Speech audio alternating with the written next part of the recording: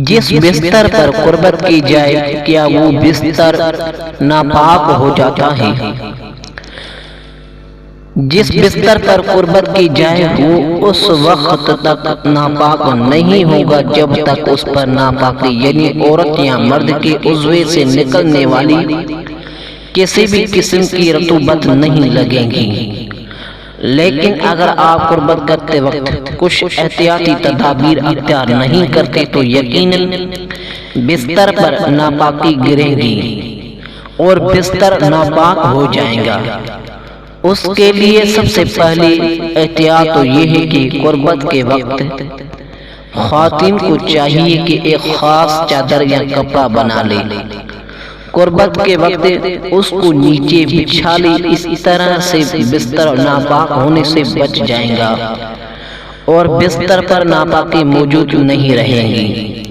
کیونکہ عورتوں کے لیے بستر کو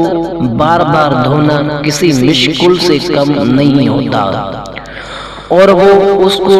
نظر انداز کر دیتی ہے، اور وہی بستر کئی دن تک استعمال کیا جاتا ہے، جو کہ آپ کی کئی قسم کے اعمال کو ضائع کرنے کا سبب بن جاتا ہے، اور آپ اکثر پاک کپڑوں کو بھی ناپاک کر لیتے ہیں۔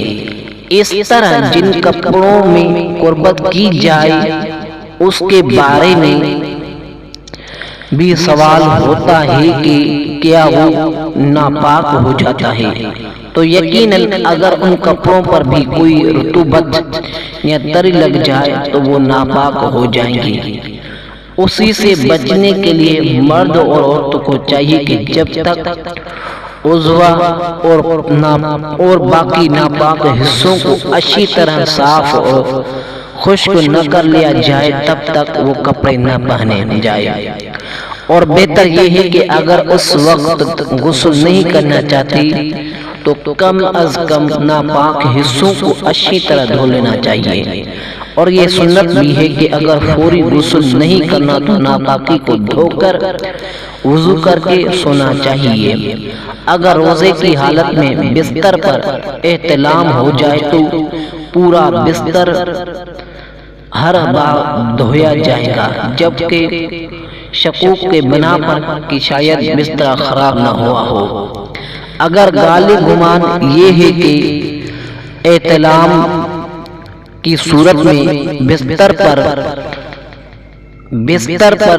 ناپاکی لگی ہے، اب اگر وہ ناپاکی بستر میں جذب ہو چکی ہے تو پورے بستر کو دھونا لازمی نہیں ہے، بلکہ اسے پاک کرنے کے لیے جس جگہ ناپاکی لگی ہے اس مقام پر 3 مرتبہ پانی بہانا ضروری ہے، اور اگر اسے نچوڑنا ممکن نہ ہو تو ہر مرتبہ پانی بہا کر اسے اتنی دیر چھوڑ دیا جائے کہ اس سے پانی ٹپکنا بند ہو جائے۔ 3 مرتبہ ایسا کرنے سے وہ بستر پاک ہو جائے گا۔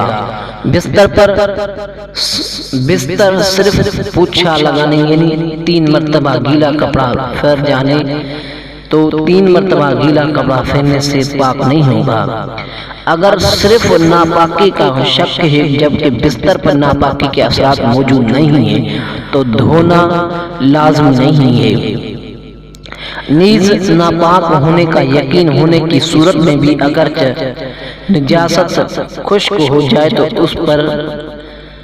سونا جائز ہے، اور اس پر سونے سے کپڑا ناپاک نہیں ہوں گے۔ اگر ان نجاست گیلی ہو تو اس پر کوئی ایسا پاک موٹا کپڑا بچھا کر سونا اس پر بیٹھنا بھی جائز ہے جس سے نجاست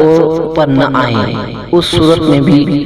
کپڑے وغیرہ ناپاک نہیں ہوں گے۔ اللہ پاک ہم سب کا حامی و ناصر ہو، آمین ثم آمین۔